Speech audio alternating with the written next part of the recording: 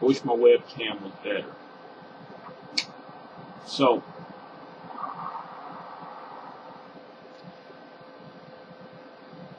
greetings, and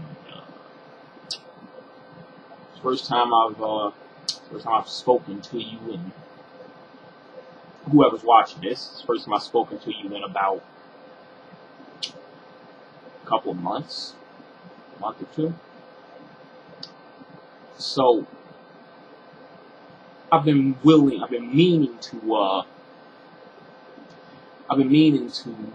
record, but stuff has been happening, and I didn't feel much like talking until just recently. Well, talking in public anyway. So, let me give my little short preamble here first, before, hold on a second. As much as I hate to do it, I had to turn my fan off. So,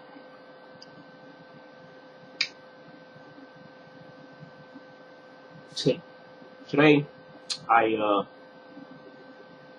heard some. Let me talk about this right quick, because it is something that's on my mind. A couple of weeks ago, as you might have heard, and if you haven't heard it, you've been living under a rock, or you've been listening to Fox News. The legislature in the state of Minnesota, where I currently reside, passed an amendment legalizing marriage between two people of the same sex. And it is a cause for celebration, because it's the triumph of equality over stupidity. And I've said as much, and while I haven't been attacked for it, because basically I've ignored stupid people for the most part, and I'm getting tired of fighting with them, this is a great thing. This is truly a great thing. But where this all starts becoming problematic is that we have elected officials who are doing their best to be lackeys to corporate interests. And I have a huge problem with that. Not that it matters, because I happen to be one of the people that is here at. I'm poor, I'm black, and I'm one of the members of the rainbow. And I will explain what I mean by that, because one wonders why I just don't say that I'm gay. Well, my mindset is such that labels are somewhat required, but they shouldn't define who you are. And this was an argument I had with a friend, because it took me a while to understand what he was getting at. Sometimes I can be quite dense. Sometimes I can be quiet. I can be angry, and I can be unwilling to listen until logical thought, which is something I'm a champion of. Logical thought. This ain't hard, right? So, before I go too far off the topic, I'm going to get back to where I was. We have elected officials in the state who literally don't give a shit about the people that elect them. And it's something I seem to remember being told was going to happen by some of my elders, some of which who aren't here anymore, when the Republican the Republican thing happened in 1994 when so many of those things happened, but that was a different time. The Republican Party has become so extremist, they've become so obstructive that they're not a political party, they're a political organization. That, there's a difference. There's a huge difference. And here's what that difference is. A political party is not beholden to a group, a corporation. It literally doesn't work that way. A political organization is an arm of a political group. And they become an arm of a group called ALEC, a conservative think tank that has its own ideas about how the country should be run, and will stop at nothing, including what happened over in Wisconsin, to achieve these goals. Because this is a group of people that cares expressly about themselves. Now, the idea behind politics wasn't to become an organization that marches in lockstep with conservative or liberal extremists. And there are very few liberal extremists out there. Mainly because most liberals, myself included, understand that there must be, in our personal lives, compromise.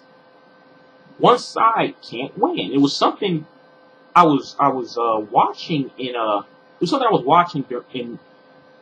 Spoonie Experiment video when he was talking about a group of people in one of those videos where they had to make sure everything was aligned evenly, because if you let the bad guys win, there comes chaos. But conversely, if you let the good people win, the people that consider themselves good, you develop a situation where virtue becomes a cudgel. It becomes, I don't want to say fascist, because fascism is a very, very heavy accusation to throw at somebody. But most liberals understand that there must be compromise. Even if we don't personally like what we're compromising for. But as a liberal, you can never compromise with bigotry. You can never compromise with hatred. You can't compromise with people who are only there to pad their pockets. You can't compromise with people who do not understand. And this is what angers me. Okay? Every time I log on to Facebook, there's always something new with extreme right people. There's always something new with them. Either the country's going, either God hates us because we don't subscribe to bigotry, or this and this and this and this and this and this. And where it drives that wedge between me and so many other people is that, you know the song "Our God is an Awesome God." You know that song? What's awesome about a God that tells you to hate people? Nothing. But a God that tells you to love everybody because it's not your place to judge, that God is awesome. That God is the one that I subscribe to. Unfortunately, there seems to be a huge disconnect in intelligence and religion. Logically, this is the same thing I tried to explain to the guy on the corner at Nicollet and 8th. But some people you can't use logic with. And that's, okay, I am calling them stupid, but that's not to say that the issue is their intelligence, although there is a decided lack of intelligence there. And I'm not an atheist, but this is something I have to keep saying because it's something that I wholeheartedly believe. The reason we have religion in this country, let alone on this planet, is because some people need something to believe in. I need something to believe in. You need something to believe in. Even if that something is nothing, you believe in it, right? This is why I can't allow myself to get bent out of shape about atheists or agnostics or anybody else. It's not my religion. It's not my place. It's yours. And just because I don't believe what you believe up to a point, that doesn't mean we have to have problems. I do, however, have to address this because it is the #1 argument that is used by so many of the Bible thumpers to justify their hatred and this and this and this, right? So, Leviticus, right? If you're going to throw Leviticus out, you got to be willing to follow every single portion of the book. Because do you know what one of the biggest sins in the Bible is? Hypocrisy. Read it. It's all throughout the book. If you observe one thing, but you ignore the rest of it, you can't do that. That's not what the book is about. Now, I would have a lot more respect for these people if they just went, well, I hate you because I hate you. Not because God said it. God didn't write that book. Pope Gregory did. And Pope Gregory did a pretty damn good editing job on it because if you remember the original Testament, New Testament, Mary Magdalene was the 13th apostle, not a whore. This isn't a coincidence. This also isn't a coincidence that throughout the entire Bible, there isn't a single heroic female. They're either bearing children, or they're evil. Or morally compromised, such as Lot's wife. And by the way, this also isn't a coincidence that the only person who turns back when God tells them do not look back is Lot's wife. This ain't no coincidence. This ain't no coincidence that there's Jezebel gets thrown out of who is such an evil person that she gets thrown out of her castle onto her head. This ain't no coincidence that Sarah and Abraham, you know that story where God dares Abraham to sacrifice his son, and as he's about to do it, even though Sarah's basically saying don't do it, she's portrayed as a non-believer. So, if you're going to quote the Bible to somebody, you got to make sure they didn't read it too. And you got to make sure that you're following every one of their tenets, because if you aren't, if you're wearing clothes that have mixed clothing that is mixed, if you are working on the seventh day, if you are fornicating with a woman outside of marriage, if you're doing all of those things, you better be damn sure that you got the high road on your lowly homosexual. You better be damn sure about that, because if you don't, you're gonna get blown up real good. So, now that I've jumped off my soapbox for a few seconds, you can't really trust, and I know this is going to sound real weird coming from somebody with a bunch of books on his show, but the Bible's a suggestion. You can't take all of it literally. Okay? You can't. Because if you do, it's going to be a long life for you. And it won't be as long a life as you think, because take the story of Methuselah, who lived to be, 696 years old? Something like that.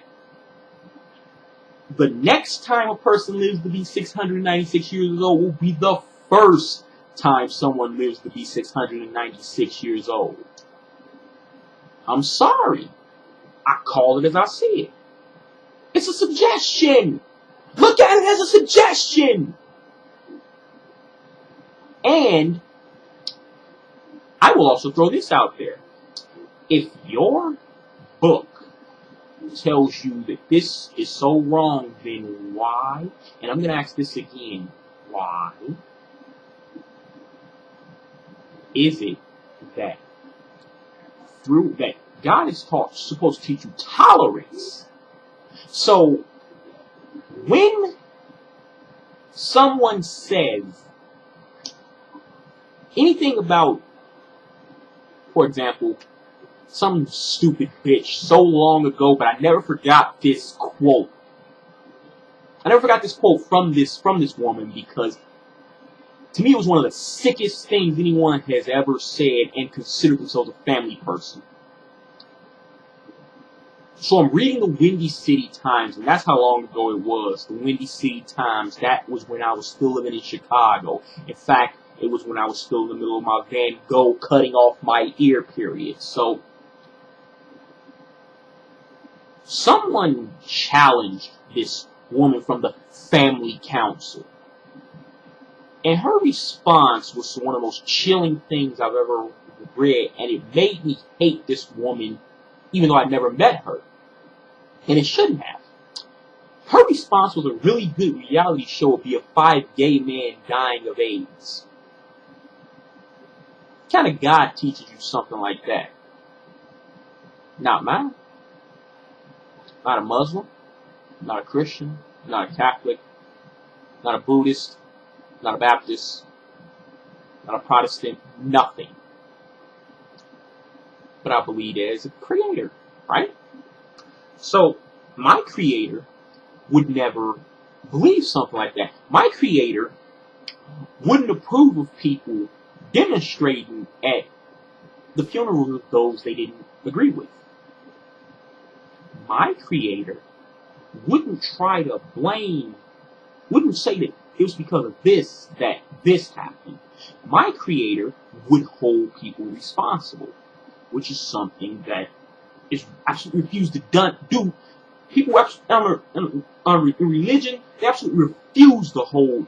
When bad things happen, they refuse to hold the people responsible who did it. This idiot Jerry Falwell. 9/11 happened because of America's acceptance of gays.